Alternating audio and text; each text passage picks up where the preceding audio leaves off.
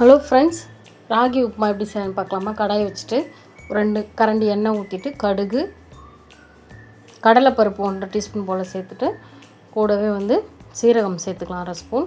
இஞ்சி தட்டி வச்சுருக்கேன், அதை சேர்த்துக்கலாம். துருவி கூட சேர்த்துக்கலாம்.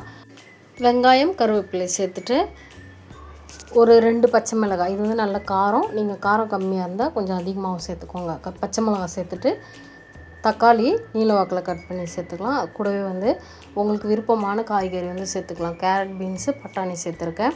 இப்போ இது எல்லாத்தையும் சேர்த்துட்டு லைட்டாக வதக்கிட்டு உப்பு 1/2 ஸ்பூன் போல் சேர்த்துக்கலாம். சால்ட்டு சேர்த்ததுக்கப்புறம் கொஞ்சம் நல்லா வதக்குனதுக்கப்புறம் இதில் ரவை சேர்த்துக்கலாம். நம்ம எந்த அளவுக்கு ராகி மாவு எடுக்கிறோமோ அந்த அளவுக்கு ரவை சேர்த்துக்கணும். இப்போ 1 கப் அளவுக்கு நான் ராகி மாவு எடுத்திருக்கேன், அதனால் 1 கப்பு ரவை சேர்த்துருக்கேன். சரி சமமாக எடுத்துக்கணும். ரெண்டுமே சேர்த்துட்டு சிம்மில் வச்சு ஒரு 2லேருந்து 3 நிமிஷம் நல்லா வறுக்கணும். ரவெல்லாம் வறுபடணும். அப்போ தான் சீக்கிரமாக வேகும் கேழ்வரகும் ரவையும். 1 கப்புக்கு 2 கப்பு தண்ணி. நம்ம 2 கப்பு எடுத்துருக்கோம் ரவையும் கேழ்வரகும், அதனால் 4 கப் தண்ணி ஊற்றணும். இது வெந்நீர் தான் ஊற்றணும். கொஞ்சம் வெதுன்னு இருக்கணும் தண்ணி. கொஞ்சம் லைட்டாக இந்த கெட்டிப்படுற வரைக்கும் கலரிக்கிட்டே இருக்கலாம். இப்போ உப்புமாவுக்கு தேவையான உப்பு சேர்த்துக்கலாம். 1/2 ஸ்பூன் சேர்த்துக்கலாம். சேர்த்துட்டு நல்லா கலரிட்டு சிம்மிலே வச்சு தான் கலரணும்.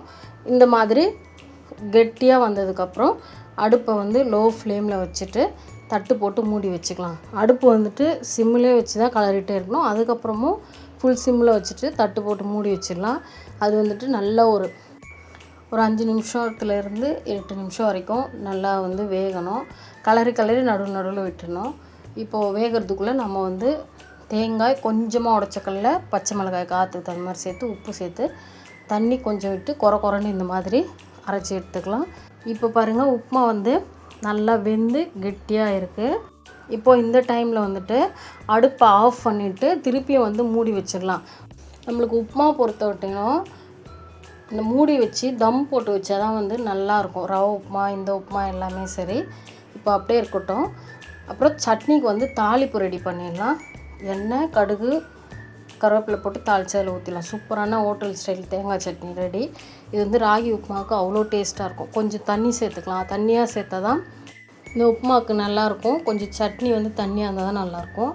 இப்போ 5 நிமிஷத்துக்கு அப்புறம் தம் போயிடுச்சு, எடுத்து சர்வ் பண்ணலாம். சூப்பரான ராகி உப்புமா ரெடி. இது 1 வயசுலேருந்து வயசானவங்க வரைக்கும் யார் வேணாலும் சாப்பிட்லாம். கால்சியம் சத்து ரொம்ப அதிகம்.